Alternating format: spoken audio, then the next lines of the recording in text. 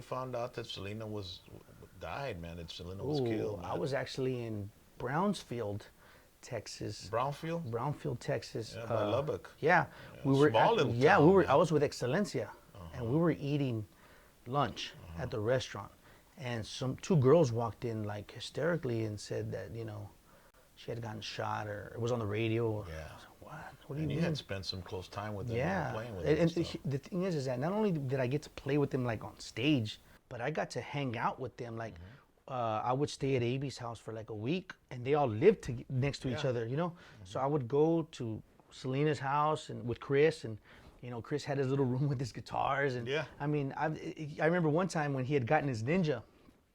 He took me for a cruise in his Ninja. I was holding on to it. I was a little kid, dude. We even went to like the local carnival. We got on the Ferris most wheel. non-manly thing to do. Exactly right. But yeah, dude, I have a lot of cool memories, man. I mean, sometimes I think like every now and again I think about it, and it's just like, wow, like not very many people can say that they played with Selena and Los Dinos, And I never even knew that about you. Yeah, and I got to play with him. I've been following the scene for a long time. Yeah, But and I was 11. I was 12 when that happened. Yeah. 12 years old, dude. Man, that must be in. And then Xelencia came around. Yeah. So you were with Carlito. So I ended up continuing with Carlos, and then I got a call. Well, actually, my next door neighbor, who was across the street from my house, his name was Fidi Alvarez. He was He was a keyboard player. He was the keyboard player for Xelencia. Now, here's the thing. Xelencia was one of my favorite bands growing up, right? Ni por mil puñados de oro. Vecino Cruel, Besos Criminales, Yeah. You know it, you know what I'm saying? So I would get up in the morning to go to school, and I'd get on my drums before I went to school, and I would play songs. Well, this is a story he told me, that one morning I got up, Xelencia's new album had just came out, Estamos en Algo, and one of the songs on there is called Quiéreme, as a drum riff, right? So I was doing that. He says he was asleep, and he hears from my house,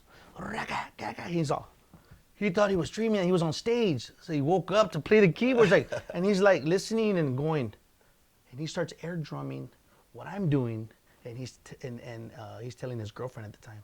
He said, "Look, who's that?" And she goes, "Oh, that's Joey." "What?" "He's playing our song." And he came and introduced himself, so we became friends. He was my neighbor, and he told me to play with Xelencia. I was like, what? Like, because Xelencia was one of my favorite bands. Yeah, dude. And he invited me one time to go see them play there in Seguin, and I went to go check them out. They called me up to sit in a song. I was little, dude. And he goes, and it's funny because I knew all of Xelencia's music. I just didn't really know the names of the songs. And they call me up there and they go, "Let's play Ni por Mil." I'm like, "How does that go?" All right, okay, let's go. 1, 2, 3.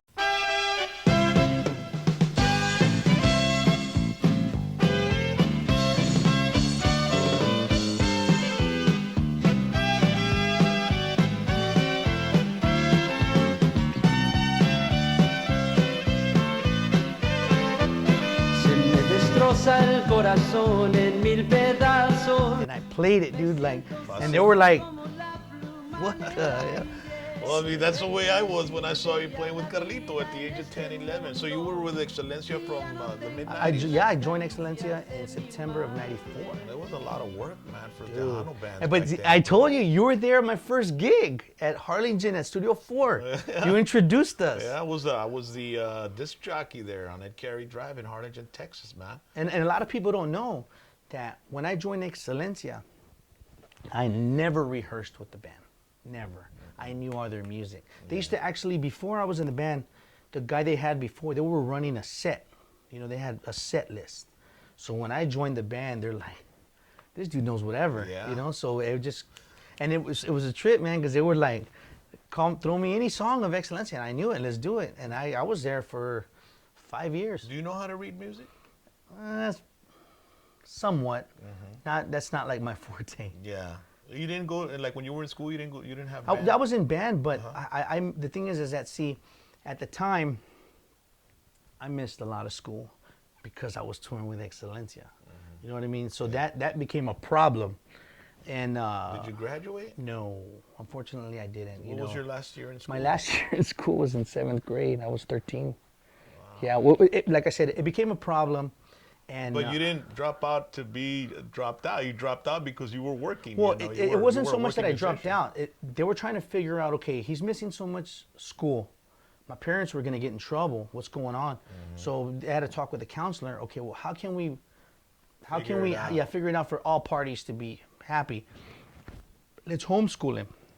All right. So then my parents took the step of getting me homeschooled and whatnot. So we got all the, whatever I needed to get, and I never really did it. Your parents didn't send you to detention or anything My like that? mom and dad, okay, when this would happen, like I would take it with me, but I did some of it, but I didn't do it like you're supposed to. And my mom and dad would get mad at me, like, this isn't, do whatever you want, you better do your schoolwork. And all right, I'm sorry. But you were working, you were making money, you were drumming, you were doing. Yeah. It's like, what am I going to do with school? Well, it's funny because I had the books and everything, and then by the time I knew it, I was already 19, and I didn't do it. And then I was like, well, and the thing is that recently, I've been, talking with my better half, my wife, about getting my GED, because I really want to, I want to at least have that, for myself. Well, I didn't make it out of school either, bro. I mean, I dropped out about 9th grade, and I've also contemplated maybe getting my GED. Let's do it together, In order, and I was like thinking maybe we can like inspire people. Yeah, no, for real, dude. It's like I thought about it, especially recently, because it's like, I was really mature, I guess at the time it was just. Yeah, but you were working. That's the thing about it. You were working. You were getting paid. And that's why I dropped out of school, because I was a disc jockey at Louis' Backyard. I was 17, 16 years old, and I was making $5,000 a month. Oh, there you go. Living on South Padre Island. So I was like, I don't think I'm going back to school. And I heard, it's funny because I heard stories. I want to say Papo he was with Xelencia when I was there. He's with Ellie then. Yeah, now. he was there when I was there. And I think I heard he got out of school like 2 weeks before graduation to go on the road. Yeah. I've heard stories like that a lot, and it's like, it's a trip. I think that it was. I don't know, man. Who would have known? I think things maybe wouldn't have ended up the way they Well, the were. situation is like I was working. Yeah. You were working. Bob was working. So that's basically where it comes down to, is like, okay, this is probably what I'm going to do from now on. This is what I like to do. This, and we're good at what we do, Yeah. It's like having some sort of degree. You could be a drum teacher, you could be a musician teacher with everything you've learned. Well, I started, believe it or not, I started doing drum lessons. A lot of people have been telling me for years to do drum lessons, and I started doing it, and I started getting people to come over, and it's been cool, man. So how long were you with Xelencia, man? 5 years. 5 years? It's weird. I grew up in that band in the sense that I joined when I was 13, and then I got out when I was 19, so I stretched, and, people would come.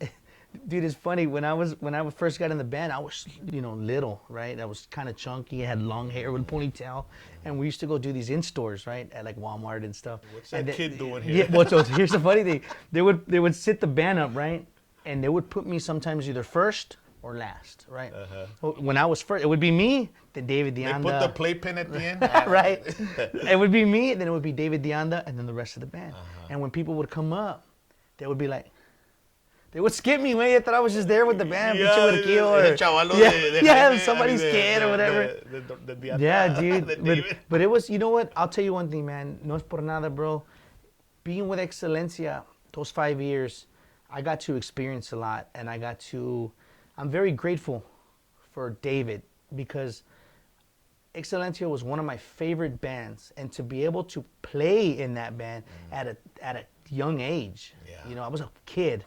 And record and do all that stuff. I mean, I'll never forget that. And David was already a seasoned veteran from the in the industry because of his Raúl Dianda days, Yeah, you know, yeah. with Jaime and Jaime's dad, and so he's a great musician. That bajo Yeah. sexto, bro, he can tear that Hey, but up. you know what? bro. When I got in the band, I was hardcore Chamacos fan, right? Mm-hmm. So and I didn't.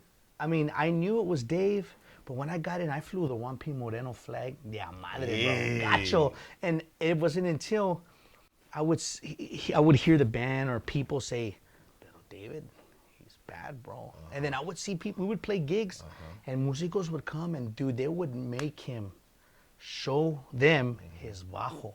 That was Raúl's. He still has it. Yeah. And I was like, I didn't get it, and I never understood. But I mean, obviously, I did eventually get that this thing was like a masterpiece bajo that bajo players wanted just to look at, bro. Plays by itself. Yeah, and exactly. And I remember one time Juan P. Moreno was like, David is, and I was like, really, dog? I'm over here. Yeah. You're my favorite, and you're saying, and we, playing with him, I got to see David do his thing, man. And I remember one time we did a birthday party in San Antonio. It was for one of David's really good friends. It was like a private thing. And we're playing, and he had a bunch of special guests there, and he walks in, Steve.